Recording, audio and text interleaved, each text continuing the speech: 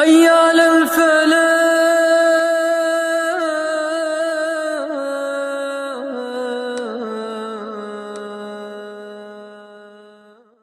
انتہائی اہم موضوع عظمت صحابہ رضوان اللہ علیہم اجمعین، وہ نفوس قدسیہ، وہ نفوس مطہرہ، وہ نفوس طیبہ، وہ نفوس طاہرہ کہ رب ذوالجلال نے پوری کائنات میں انسانیت کی رشد و ہدایت کے لیے انبیاء و رسولوں کا سلسلہ جاری کیا،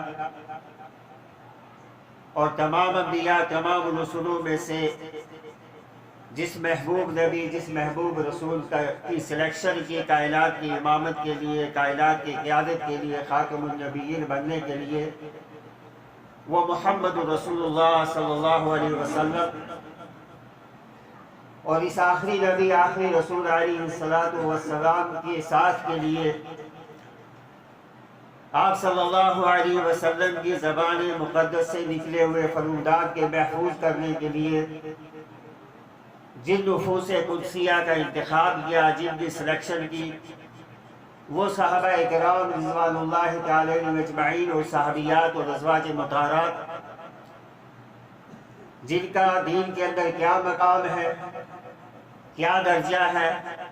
ان کی کیا فضیلتیں ہیں، ان کی کیا امتیاز ہے،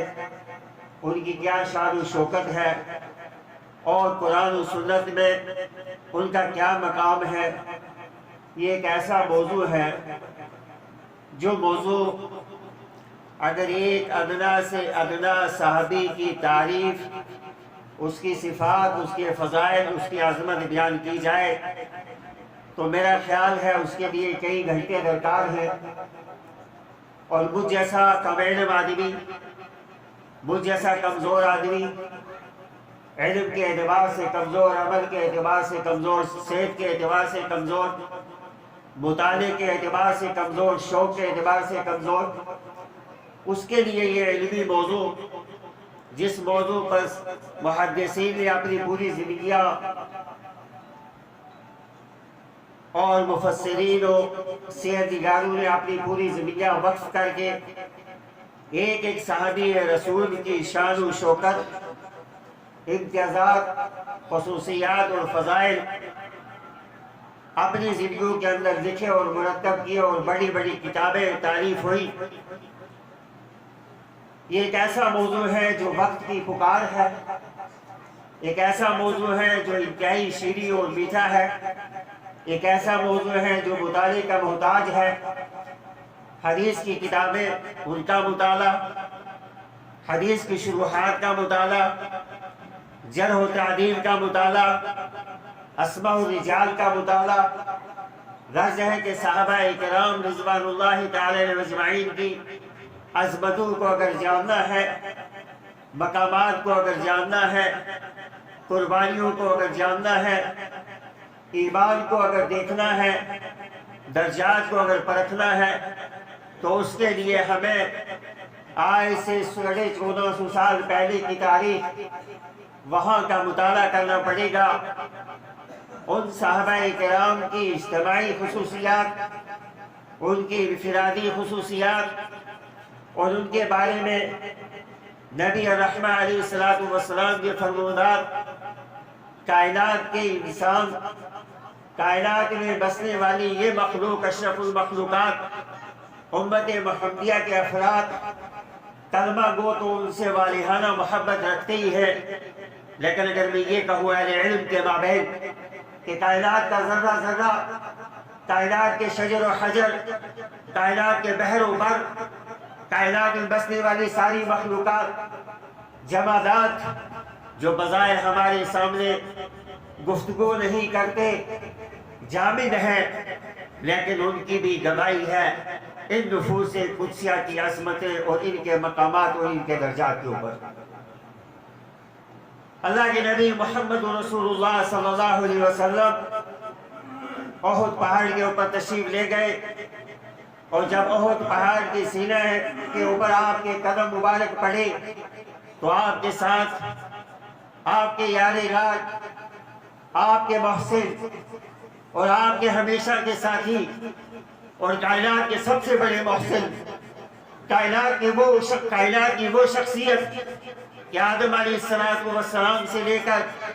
محمد رسول اللہ صلی اللہ علیہ وسلم کے مبارک دور تک اور آپ کے مقدس دور سے لے کر قیامت تک انبیاء علیہ السلام کے بعد اگر کسی کا مقام ہے، اگر کسی کا رتبہ ہے، اگر کسی کا درجہ ہے تو وہ صدیق اکبر رضی اللہ تعالیٰ عنہ کا مقام ہے۔ یہ صدیق آپ کے ساتھ تھے،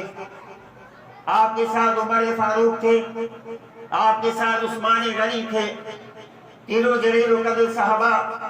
جب محمد رسول اللہ صلی اللہ علیہ وسلم کے ساتھ احد پہاڑ کے اوپر تشریف لے گئے تو یہ پہاڑ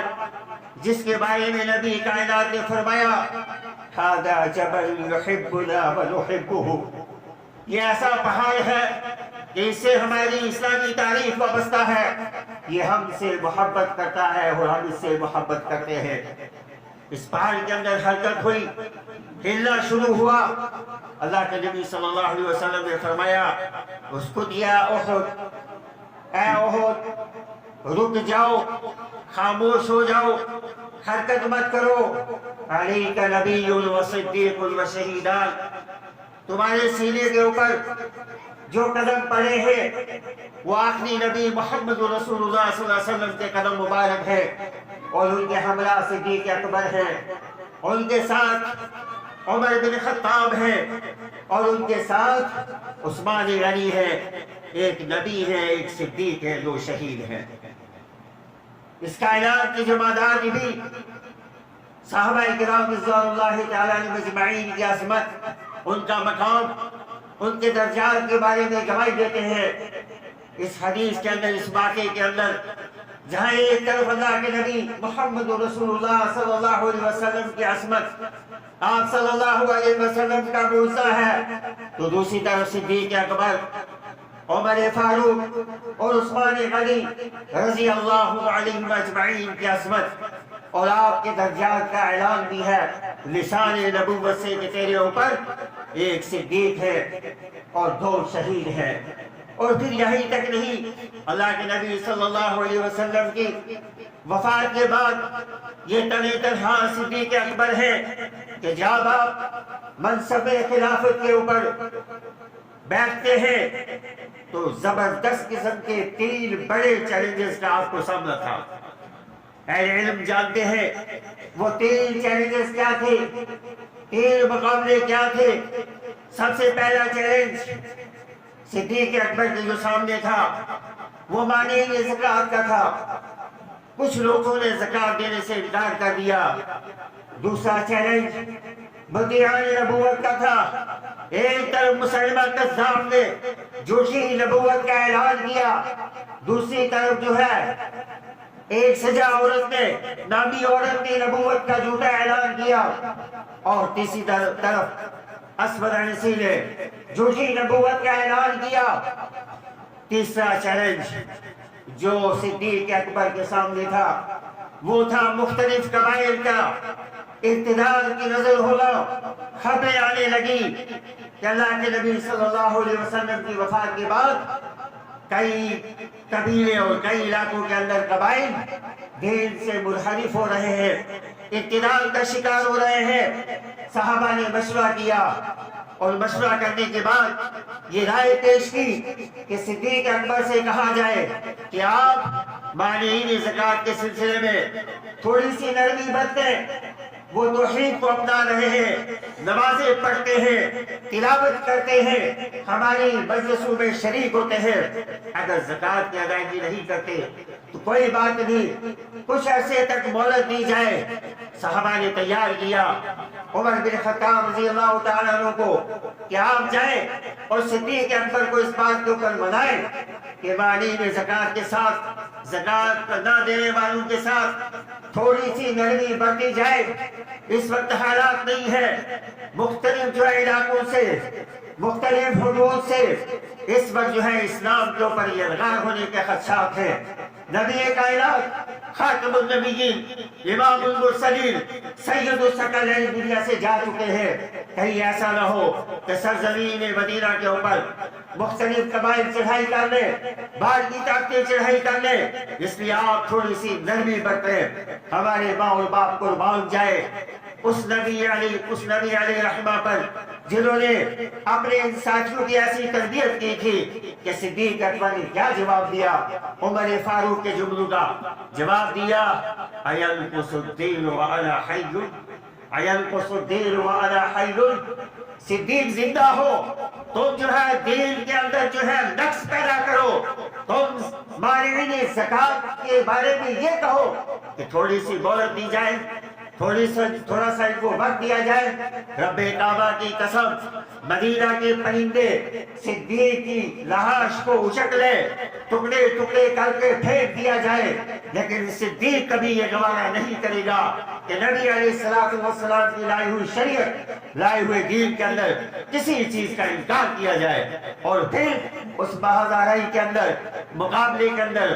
آپ نے لشکر تیار کیا، مانعین زکوٰۃ کو منوایا، زکوٰۃ وصول کی، مدعیان نبوت، جھوٹی نبوت کا دعویٰ کرنے والوں کو دندان شکست جواب دیا اور ثابت کیا۔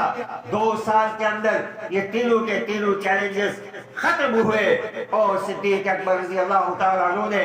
خلافت کے ان سنہری ایام میں نبی صلی اللہ علیہ وسلم کی لائی ہوئی شریعت، لائے ہوئے قوانین، کتاب و سنت کے قوانین اور اصولوں کا نفاذ کیا سرزمین مدینہ اور اس کے اطراف کے اندر۔ ویسے نہیں،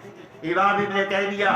شیخ الاسلام منہاج السنہ کے اندر بڑے لطیف پہرائی کے اندر صدیق اکبر کے بارے میں عمر فاروق رضی اللہ تعالیٰ عنہ کا یہ قول نقل کرتے ہیں۔ کیا قول نقل کرتے ہیں؟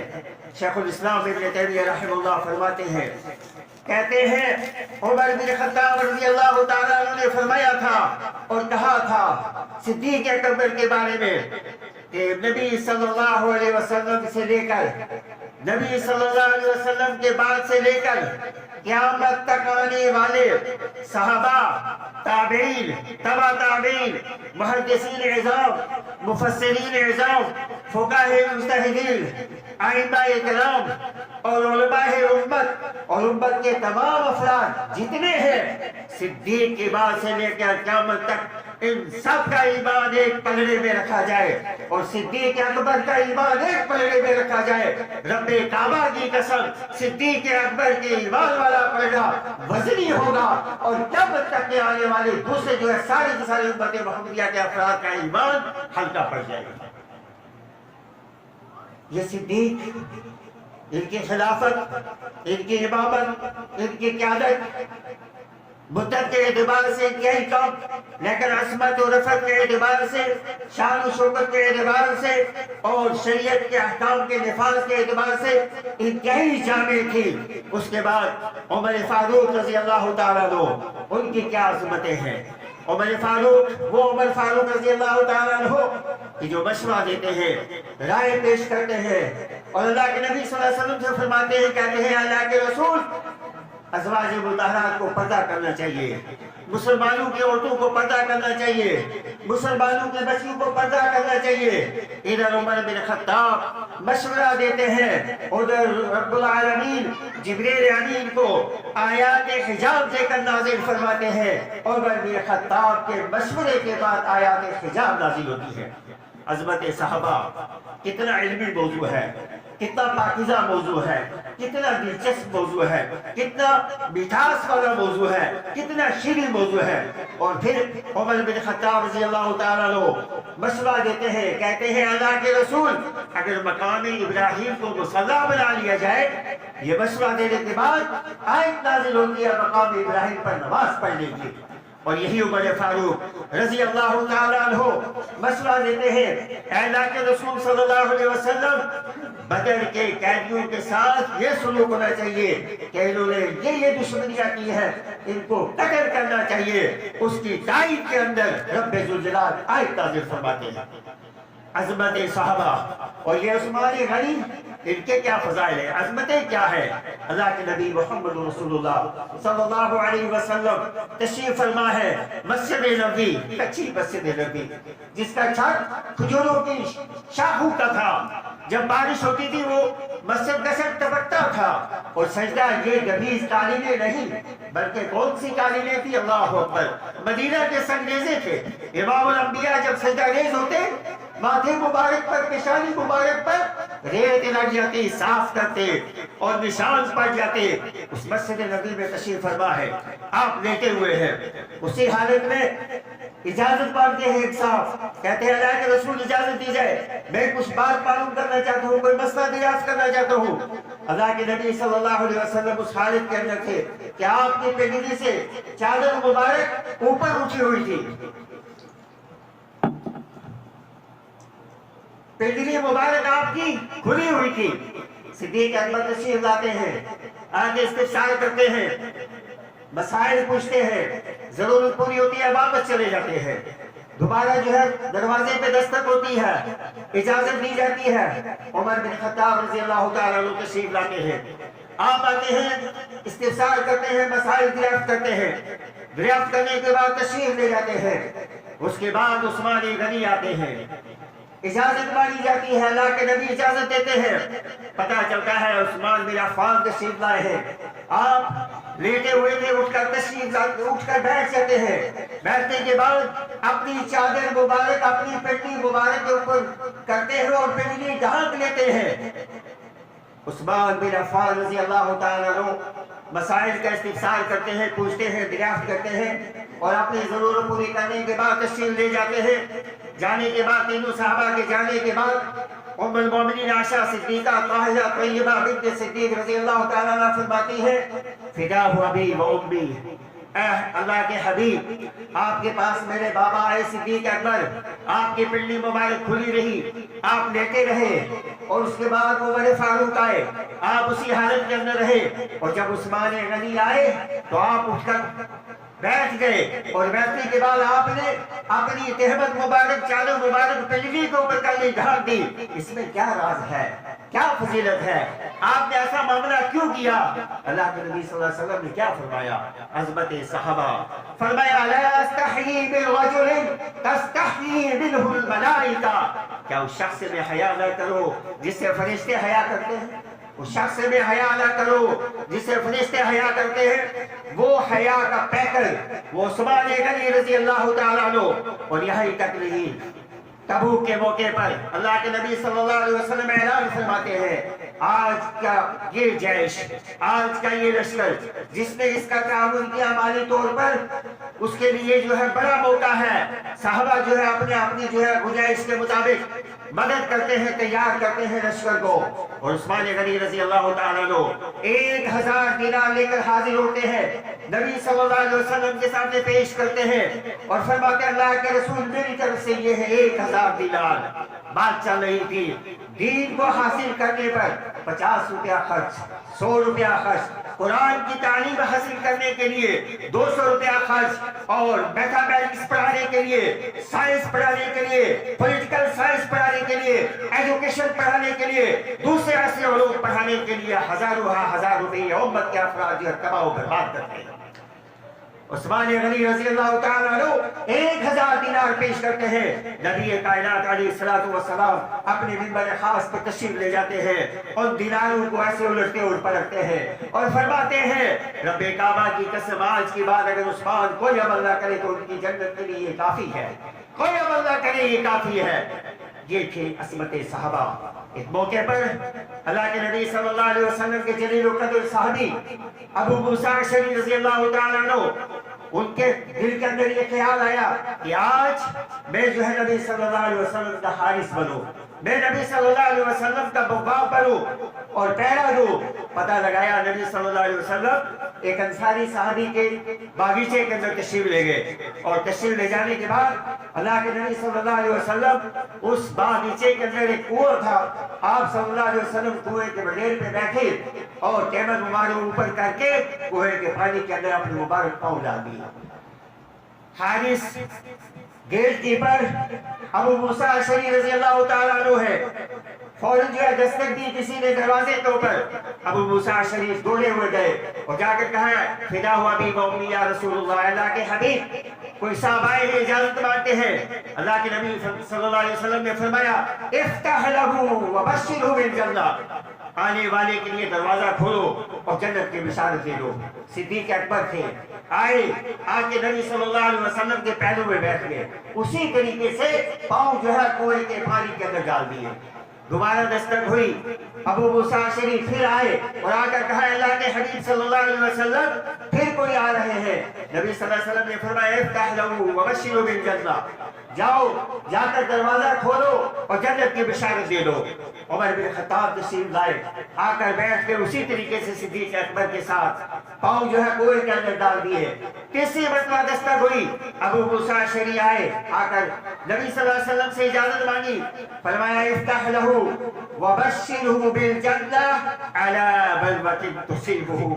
جاؤ جا کر دروازہ کھولو اور کھولنے کے بعد جنت کی بشارت دے دو۔ لیکن جنت کی بشارت انتہائی بڑی آزمائش کے بعد، انتہائی بڑے امتحان کے بعد، انتہائی بڑے چیلنج کے بعد جو ہے حضرت عثمان بن عفان، حضرت عثمان غنی رضی اللہ تعالیٰ عنہ کی شہادت کا واقعہ وہ ایک مستقل موضوع ہے، دوسری طرف میں چلا جاؤں گا۔ اس کی طرف اللہ کے نبی صلی اللہ علیہ وسلم کا اشارہ تھا۔ کیا علم ہے حدیث کا، کیا علم ہے جو ہے جرح و تعدیل کا، کیا علم ہے جو ہے اسماء و رجال کا، کیا علم ہے صحابہ کی عصمتوں کا۔ ایک لطیف نکتہ جو ہے علمی نکتہ بیان کیا، سعید ابن مسیب سید التابعین ہے۔ اس واقعے کے اندر، اس حدیث کے اندر کیا نکتہ بیان کیا علمی انہوں نے یہ نکتہ بیان کیا اس حدیث کو بیان کرتے ہوئے، سید التابعین سعید ابن مسیب نے کہ عمر فاروق کا اور حضرت ابوبکر صدیق کا نبی صلی اللہ علیہ وسلم کے پیروں میں بیٹھنا، پہلے صدیق پھر عمر بن خطاب اور حضرت عثمان کا وہاں سے حد تک دوسری جگہ بیٹھ جانا، کیونکہ وہاں جگہ نہیں تھی۔ یہ اشارہ تھا کہ جب جو ہے وفات ہوگی تو نبی صلی اللہ علیہ وسلم کے پیروں میں صدیق ہوں گے اور ساتھ میں عمر فاروق ہوں گے، اور حضرت عثمان جو تھوڑا سا دور ہوں گے، وہ بقی کے اندر مت ہوں گے۔ علم، حدیث کا علم، فقہ الحدیث کا علم، تدوین السنہ کا علم اور عظمت صحابہ چھلکتی ہے۔ وہ علم جو ہے کس کے اوپر مدار ہوتا ہے؟ جو دل کی گہرائیوں سے اخلاص سے اس علم کا وحیین کا مطالعہ کرتا ہے۔ اور پھر یہی تک نہیں، حضرت عثمان رضی اللہ تعالیٰ عنہ اور عمر فاروق رضی اللہ تعالیٰ عنہ اور صدیق اکبر رضی اللہ تعالیٰ عنہ کی یہ مختصر سی جو انفرادی خصوصیات اور امتیازات اور عظمت تھی، اس کے ساتھ ساتھ اللہ کے نبی صلی اللہ علیہ وسلم نے ایک موقع کے اوپر ابی بن کعب رضی اللہ تعالیٰ عنہ موجود تھے، فرمایا ابی ایک سوال کرنا چاہتا ہوں۔ بات چلی تھی، حافظ صاحب کہہ رہے تھے جتنے بھی سامعین ہیں غور سے سننا، آخر میں سوال ہوں گے۔ ابی بن کعب رضی اللہ تعالیٰ عنہ سے کیا سوال کیا اللہ کے نبی صلی اللہ علیہ وسلم نے؟ فرمایا ابی ذرا یہ بتلاؤ کہ قرآن کریم میں سب سے عظیم آیت کون سی ہے؟ یہ اتنا بڑا سخت سوال تھا کہ اگر ہمارے سامنے ایک پرچہ آتا ہے امتحان کا، اسکالر بیٹھے ہیں اور 4 سوالوں پر 4 کوشچن پر مشتمل سوال آتا ہے پیپر میں، اس کے اندر چوائس دی جاتی ہے، آپ 4 میں سے ایک صحیح کو ٹک لگائیں، ایک صحیح ہوتا ہے 3 غلط ہوتے ہیں، چوائس دی جاتی ہے، سلیبس کور ہوتا ہے۔ اور یہ سلیبس کتنا تھا؟ قرآن کریم کی کتنی آیات ہیں؟ پہلا سوال کتنی آیات ہے؟ 6666 آیتیں ہیں، اور 6000 سے اوپر 666 آیتوں میں سے ایک آیت کی سلیکشن کرنی تھی۔ اتنا سخت سوال تھا۔ ابی بن کعب رضی اللہ تعالیٰ عنہ نے فرمایا فدا ہوا ابی و امی یا رسول اللہ، میری سمجھ میں یہ بات آ رہی ہے کہ سب سے عظیم آیت آیت الکرسی ہے۔ کیا فرمایا اس جواب پر اللہ کے نبی صلی اللہ علیہ وسلم نے؟ لَيَهْلِكَ الْعِلْمَ يَا أَبَا مُنذِرِ، اے ابی بن کعب تمہارے علم کے اندر رب ذوالجلال برکت عطا کرے، میری طرف سے مبارک ہے۔ واقعی قرآن کریم کی سب سے عظیم آیت جو ہے وہ آیت الکرسی ہے۔ صحابہ کی انفرادی خصوصیات، صحابہ کی اجتماعی خصوصیات، صحابہ کرام کے فضائل، صحابہ کی عظمت، اور ایک ادنا معمولی سے صحابی، عہد نبوت کے سب سے کم سن صحابی، سب سے کم عمر صحابی، آپ نے بارہا ان کے بارے میں سنا لو، کون سے صحابی ہے؟ وہ ہے عبداللہ ابن مسعود۔ ابن مسعود رضی اللہ تعالیٰ عنہ ایک موقع پر درخت پر چڑھ رہے تھے، درخت پر چڑھتے ہوئے ان کی پنڈلیاں ظاہر ہوئی۔ جب پنڈلیاں ظاہر ہوئی تو دیکھا لوگوں نے، وہ لوگوں نے ہنسنا شروع کر دیا. آج بھی یہ ہوتا ہے. کتنے نحیف ہیں، کتنے کمزور ہیں، ان کی پنڈلیاں کتنی کمزور ہیں. اللہ کے نبی صلی اللہ علیہ وسلم کہیں سے تشریف لے آئے، آ کر دیکھا کہ ساتھی ہنس رہے ہیں. دریافت کیا کس کو ہنس رہے ہو؟ کہا دیکھیں ابن مسعود کا درخت پر چڑھ رہے ہیں، ان کے پاؤں کتنے پتلے ہیں، ان کی پنڈلیاں کتنی پتلی ہیں، یہ کتنے نحیف ہیں، کتنے کمزور ہیں. اللہ اکبر. اللہ کے نبی صلی اللہ علیہ وسلم نے فرمایا سنو، قیامت کے دن حساب و کتاب ابن مسعود رضی اللہ تعالیٰ عنہ کی ان پنڈلیوں کا وزن اور پہاڑ سے زیادہ ہوگا. اللہ اللہ صحابی، اللہ اللہ صحابی. میرے صحابہ کے بارے میں تو اللہ سے ڈرو. لا تسبوا اصحابی، میرے صحابہ کو برا بلا مت کہو. لو انفقتم مثل احد ذهبا، اگر احد پہاڑ کے برابر تم سونا خرچ کرو گے، میرے صحابہ کے صدقے کیے ہوئے ایک بدھ کا نصف مدھ کے برابر نہیں پہنچ سکتے. بدھ کا کیا وزن ہے؟ موجودہ پیمانے کے حساب سے بدھ کس کو کہا جاتا ہے؟ بدھ کہا جاتا ہے آدھا کلو یا 600 گرام. آدھا کلو جو شیخ الاسلام ابن تیمیہ رحمہ اللہ یا ابن قیم رحمہ اللہ نے اسی تشریح کیا، توضیح کیا. آدھا کلو سمجھ لے یا 600 گرام سمجھ لے. اور ابن مسعود رضی اللہ تعالیٰ عنہ کی یہ معمولی پنڈلیاں مت سمجھو. اور پھر اللہ کے نبی صلی اللہ علیہ وسلم نے فرمایا ایک جسامت والا شخص، ایک قد و قامت رکھنے والا شخص، بھاری و بھرکم شخص، جب اس کو تولا جائے گا تو اس کے جسم کا، اس کے وزن کا حساب و کتاب لیا جائے گا تو مچھر کے پر کے برابر بھی قیامت کے دن اس کی کوئی حیثیت نہیں ہوگی.